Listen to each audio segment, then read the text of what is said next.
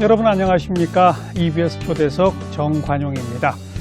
오늘은 인간 승리, 공부의 신 이런 별명이 너무나 잘 어울리는 분을 초대했습니다.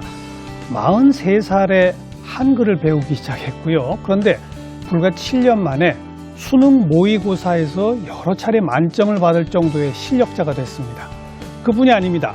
게임 중독에 빠져서 중학교만 겨우 졸업한 두 아들을 직접 가르쳐서 서울대학교에 입학시켰습니다. 요즘은 많은 분들을 위한 인생 멘토로 활약하고 계시다는데요. 노태권 씨 함께 만나봅니다. 어서 오십시오. 안녕하세요. 네.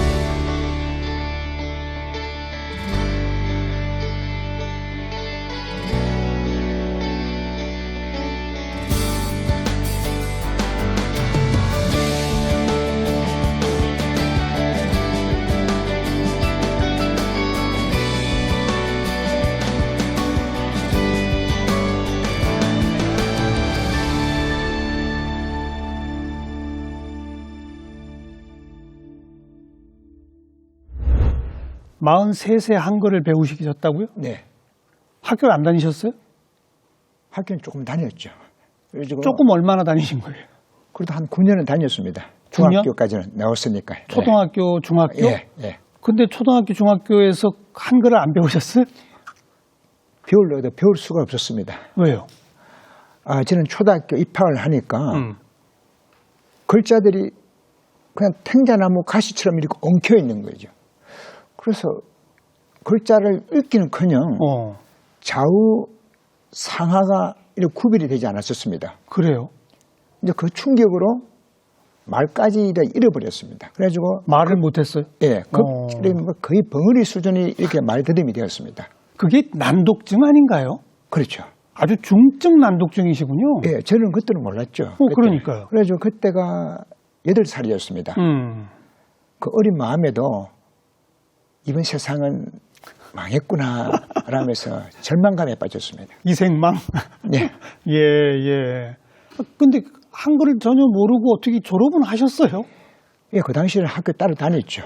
그래가지고 사람들이 저더러 머리가 썩은 바보라고 했습니다. 그랬겠죠. 그래 하루 학교 생활이 교실 뒤편에 가서 손 들고 이렇게 벌 쓰고 있는 거죠. 그래 학교가 지옥이었습니다. 그래서 제가 학교 지옥보다 노가다 지옥이 낫다고 생각해서 막노동을 하기로 결정했습니다. 그때가 중학교 졸업하고서? 예, 그때가 17살인데 지금 볼 때 그때가 저는 최선의 선택을 했다고 생각합니다. 17에? 예. 막노동판으로? 예. 그 주로 이제 세상은 넓고 할 일은 많다 하지만은 글자도 모르고 중졸의 학력으로 구할 수 있는 일자리는 그렇게 많지 않았었습니다. 아니 부모님께서 그렇게 한글도 깨우치지 못하고 하는 그런 어린 아이를 보면서 혹시 병원에 데려간다거나 이런 것도 안 하셨어요? 그때는 제가 깨병을 부린다고 공부하기 싫어서 그렇게 이렇게 뭐라고 선생님도 다 그렇게 생각했고 저도 왜 그런지도 몰랐고 그 주로 이제 막노동을 하고 세차원, 주유원, 배달원 또 그리고 소금 장사, 번개탄 장사, 생선 장사, 공사업도 하면서 이렇게 자영업도 해봤지만은 별로 수입은 진통했습니다. 그 막노동을 하시더라도 글자 한글도 모르면 좀 사회생활이 어렵지 않으셨어요? 힘들죠. 그죠. 아주 힘든 정도가 아니죠.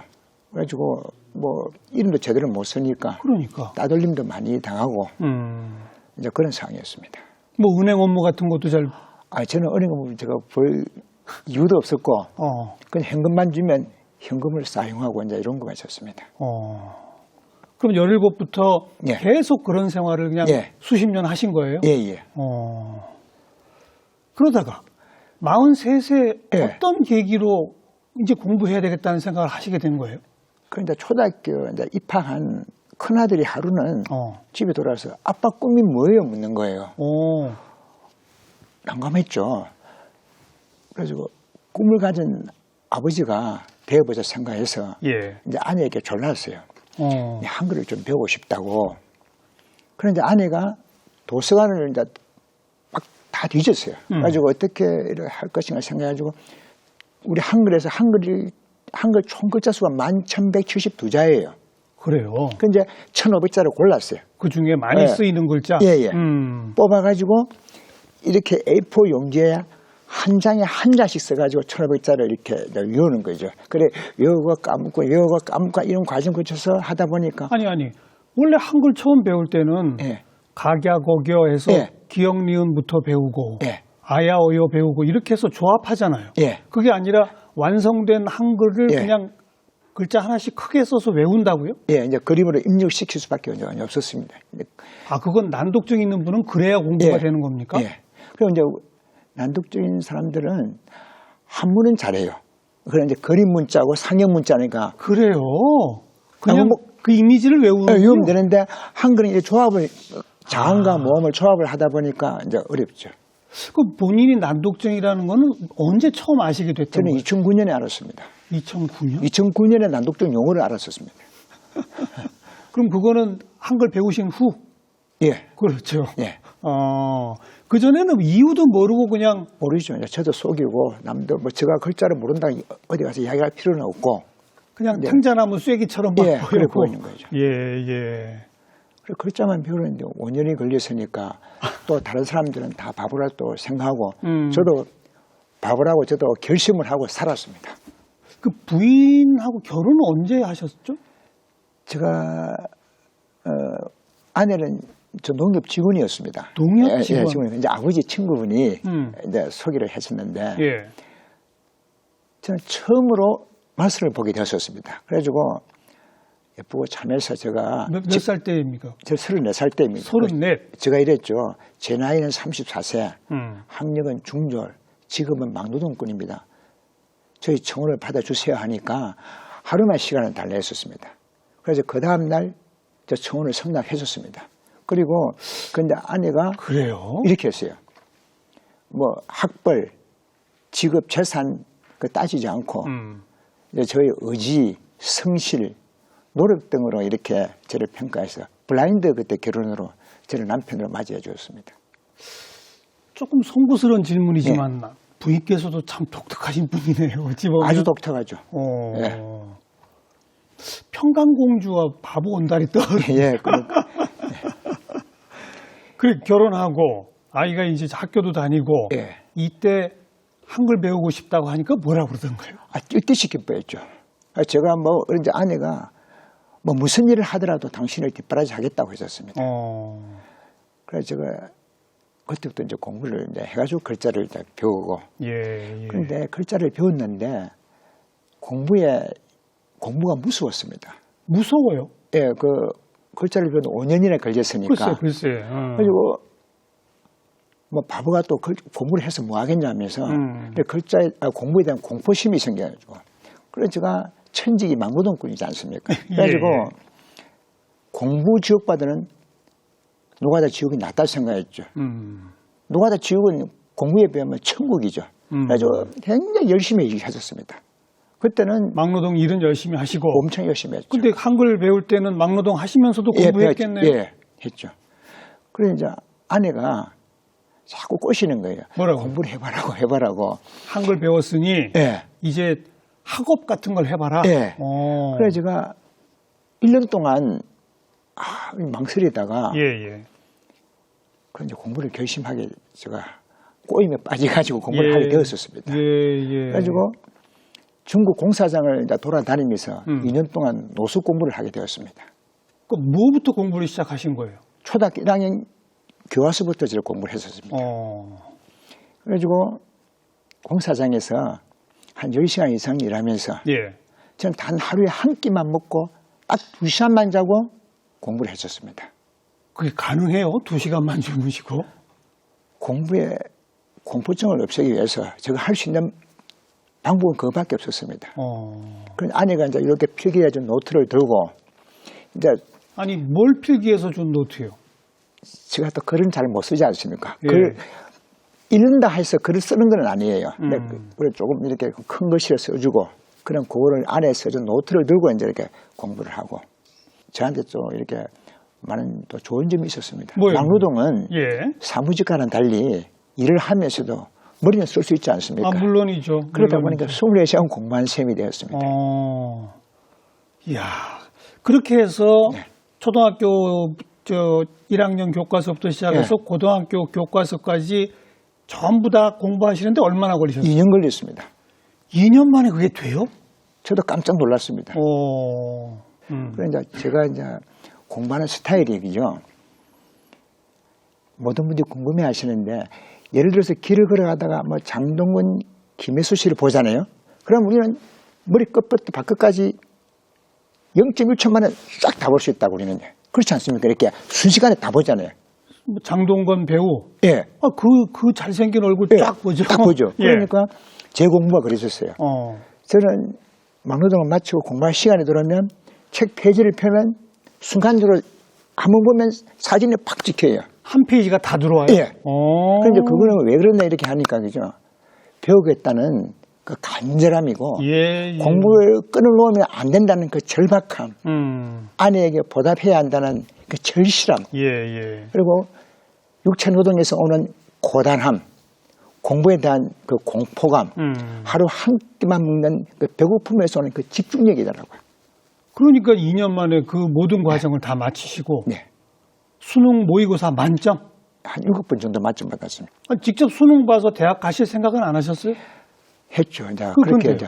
그런데 이제 그 당시에 이제 아들 제가 둘이 있는데, 예. 그 제가 공부를 하느라 아이들 참 이게 좀 뒷바라지를 못하고 좀 챙겨주지 못했습니다. 그래서 큰 아이는 그 게임에 빠져가지고 중학교만 나오고, 둘째 애도 또 게임도 빠지고, 뭐 아토피, 뭐 대상포진이 오가지고 고등학교 1학년만 졸업하게 된 거죠. 그 수능 만점 받으실 그 즈음? 예, 고해예요. 그때 아이들이 예. 몇 학년이었던 거예요? 이제 하나 중3, 중1이었죠. 이제 그런 상황이니까 제가 한편 생각하면 제가 꿈을 찾는 동안 아이들은 꿈을 잃어버리는 거죠. 아니 근데 공부에만 빠지셨던 게 아니라 그때도 막노동 하시면서 공부하셨던 거잖아요. 예. 그 막노동 하시면 전국을 돌아다니니까 집을 비우실 때가 많았고, 그죠? 네. 그러니까 아이들은 좀 방치되고. 예, 방치가 됐죠. 그래서 게임 중독에 빠지고. 예. 관리가 되지 않았고. 그런 걸 모르셨어요? 아이들이 공부를 안 하고 뭐 게임에 빠지고 이랬다는 걸 잘 모르셨어요? 제가 그죠. 우리 애들이 좀 비상한 애들이에요. 원래는 성적표를 유지해가지고 367등인데 1등으로 딱 붙여가지고 컴퓨터 옆에 붙여놔서 벽에다가. 그래갖고 아내가 그걸 알 수가 없죠. 전교 1등인 줄 알았다고요? 예. 저는 이제 1년에 한 4번 정도 집에 들어왔습니다. 아이고. 봄, 여름, 가을, 겨울 옷 갈아입으러. 그래서 저 별명이 우리 애들은 계절 아빠를 불러요. 그러니까 당연히 모르실 수밖에 모르시죠. 없었고, 네. 부인께서도 속았죠. 그러다가 어떻게 알게 됐어요? 그렇게 게임에 빠졌다는 이제 거예요? 학교에서 전화가 왔었죠. 학교에? 아내한테. 네. 그래가지고 이제 발각이 됐죠. 그래서 제가 이제 급히 올라보니까 이런 상황이 된 거죠. 이제 본인은 수능 쳐서 대학 갈까 생각하고 있던 차에 예. 애들이 그 지경인 걸 알고. 예. 그랬어요. 그래서 이제 제가 생각할 때 우리 그때 제가 한글을 배울 때 큰애가 아빠 꿈은 뭐예요? 이렇게 물었잖아요. 그렇죠. 그래서 제가 물어봤죠. 너 꿈은 뭐냐 하니까 꿈이 없는 거예요. 그래서 제가 꿈을 찾아주기 위해서 제가 제 꿈은 잠시 적기로 했습니다. 본인의 꿈은 접고 예. 애들을 뭔가 좀 만들어야 되겠다. 예. 그래서 어떻게 하셨어요? 그런데 좀 쉽지가 않았죠. 그렇겠죠. 이제는 뭐 배움도 부족하고 뭐 집도 없고 또 직업도 변변치 않고 돈이 없어서 학원에도 보내주지 못한 아버지인데 그런 아버지를 아이들은 아버지라 부르지도 않고 아버지라고 인정해주지도 않았었습니다. 그랬어요? 참 그때가 가장 좀 힘들었습니다. 그렇게 소통도 안 되는 그 아이들한테 꿈을 만들어주기 위해 처음에 어떻게 하셨어요? 참 제가 이제 다른 방법은 없고 제가 애들한테 친구가 되어주기로 이렇게 마음먹었습니다. 그래서 제가 애들 보고 아버지라 부르지 말고 이름을 불러다오 했죠. 아버지의 이름을? 예, 제 이름을 불러달라니까 애들이 선뜻 이렇게 응하지를 못하고. 어렵죠, 그거는. 예. 그래, 그 당시에 이제 소양강을 거닐면서 한 2시간 동안 운동할 때였어요. 그래, 이제 하루는 밤늦게 들어왔었어요, 애들이. 그래도 운동은 해야 되니까, 약속은 했으니까, 이제 아내하고, 자기 엄마하고, 저하고, 내 식구가 이제 운동을 했는데 매일매일 운동을 하기로 예, 약속을 한 했었어요. 학교를 안 가도 좋다 했어요. 이제. 학교 안 가더라도 예. 아빠랑 매일매일 예. 뭐 2시간? 예, 2시간씩 이제 2시간 운동하자. 예. 그런데 그날은 이제 밖에 나가서 PC방 가서 게임을 하고 이제 집에 들어왔었어요. 밤에. 예, 그래 이제 겨울이니까 춘천은 춥지 않습니까? 그날은 영하 한 20도쯤 됐는데. 그때 춘천 사셨구나. 예. 그런데 애들이 그날은 안 나가려는 거예요. 뭐 오늘 춥고 이러는 거예요. 그래도 우리 약속했으니까 나가자죠. 그래서 네. 거의 제가 막 끌다시피 해서 데리고 나갔었어요. 그런데요. 그래서 소양대교쯤 이제 가니까 이제 춘천의 소양대교 그쯤 가니까 더 이상 못 하겠다면서 막 거칠게 대드는 거예요. 제가 너무 화가 나가지고 그 배낭을 맨 채로 소양대교 밑으로 뛰어내려 버렸습니다. 제가. 아버지가? 예. 그리고 애들이 혼비백산이죠. 예, 예. 그래서 이제 물가로 이렇게 제가 들어가는데 따라오면서 아버지 아버지 부르는 거예요. 영하 20도에 물속으로. 예. 어이고. 그래서 제가 이랬죠. 야 이놈들아 이름을 불렀잖아 이러니까 가만히 있다면 노바보 이라는 거예요. 노바보? 예. 저 원래 이제 애들은 제가 바보라는 별명은 알았죠. 이렇게 이름은 못 부르고 노바보 이래가지고. 예, 예. 그래 그날부터 그 제가 별칭으로 노바보라고 애들부터 이제 듣기 시작했죠. 애들이 그때 좀 충격을 받고 아버지한테 조금씩 마음을 열기 시작한 거군요. 예, 그때부터 이제 마음을 열기를 이제 좀 작정했던 모양입니다. 예, 예. 그렇게 아무튼 억지로라도 2시간씩 같이 운동하자. 예. 그걸 얼마나 하신 거예요? 그래서 제가 이랬죠. 한 만리장성 그 거리를 한번 왕복해보자고 제가 했었습니다. 만리장성 거리가 얼마나 됩니까? 한 4,000km니까 한 왕복하면 한 8,000km 안 돼. 8,000km? 예. 그렇게 이제 이렇게 하니까 처음에는 좀 시큰둥 하다가 예. 이제 걷는 것도 자꾸 걸어보니까 또 재미있기도 하고 이제 뭐 춘천만 도는 게 아니고 전국을 돌다 보니까 전국도 걷기를 하셨어요? 예. 그러니까 좀 이렇게 보는 것도 좀 이렇게 시야도 좀 넓어지고 예, 예. 이제 그러다 보니까 게임하고 조금 멀어지는 거예요. 아, 그렇겠네요. 예. 그리고 이제 또 앞으로 만약 공부를 한다면 좀 끈기하고 체력도 좀 길러지고 또 하나 좋은 거예요. 작은 아들이 아토피가 있었거든요. 예, 예. 자연적으로 그 뭐 강을 따라 걷는다면 좀 이렇게 산속이고 그렇죠. 피톤치드가 나오는 그런 숲속이니까 아토피가 저절로 사라져 버렸습니다. 이야. 네. 게임하고 멀어지고 예. 체력도 좋아지고 예. 아토피병도 낫고 예. 뭐 정말 잘 됐네요. 네, 잘 됐습니다. 그게 뭐 한 1년, 2년 걸린 거예요, 그렇게? 한 1년 한 6개월 정도 걸렸습니다. 1년 6개월. 예. 그 1년 6개월 동안은 공부하고는 다 뭐 관계가 없고 걷기만 하신 거네. 네, 이제 좀 이렇게 이제 경비는 같이 이렇게 이제 막노동하면서 이렇게 좀 경비를 조달하고 틈틈이 또 막노동 하시고 예. 아이들 데리고 또 걷고. 예. 그러다가 아이들이 공부하겠다고 하던가요? 한 1년 6개월 좀 지나니까 이제 공부에 약간 관심을 가지는 거죠. 그래요? 예. 이야, 놀라운 변화네요. 이 걷기라는 게 대단합니다. 네. 이제 꼭 걷는 것도 있지만은 또 이렇게 많은 또 지역을 또 이렇게 돌아보면서 또 자기 자신도 좀 이렇게 반성도 하는 그런 것도 있고 성찰의 계기를 또 마련할 그런 시간도 되었던 것 같습니다. 그리고 내가 직접 가르쳐야 되겠다라고 생각하신 거는 왜 그런 거예요? 물론 학원비도 없고 이런 것도 있겠습니다만. 예. 그래, 제가 생각할 때는 그 EBS를 보면 되거든요. EBS. 예. 그런데 그 당시는 사실은 EBS가 그렇게 많이 활성화되지는 않았고. 그런데 이 공사장에서 좀 돌아다니면서 하다 보니까 동영상 볼 이렇게 여건이 안 됐습니다. 이렇게 여간에 간다 해서 이렇게 TV를 잘 보기도 힘들고. 그 공사판 전국 다니실 때 아이들을 데리고 다니신 거예요? 예, 같이 이제 하면서 하고. 예. 이제 가장 또 이렇게 제가 생각했던 것은 컴퓨터하고 좀 거리를 좀 떨어뜨리려고 그랬습니다. 그렇죠. 예. 게임 못하게 하려면. 네. 그래서 데리고 다니시면서 그러다 보니 EBS 방송 보기도 어렵고. 네. 그래서. 이제 그러니까 애들이 처음에는 좀 이렇게 속도 많이 나지 않았었어요. 그런데 한 1년 6개월 만에 연세대학교 경영학과에 이제 합격했었어요. 그래서 이제는 1년 6개월 만에. 예. 공부하고 담쌌던 애가? 예. 아버지랑 비슷하게 천재들 아니에요? 애들은 전혀 공부에 소질 없습니다. 그래서 자기가 본격적으로 공부를 해가지고 2년 6개월 만에 서울대 경영학과 4년 전에 장학생으로 갔었어요. 그런데 제가 하는 그거는 생각해 보니까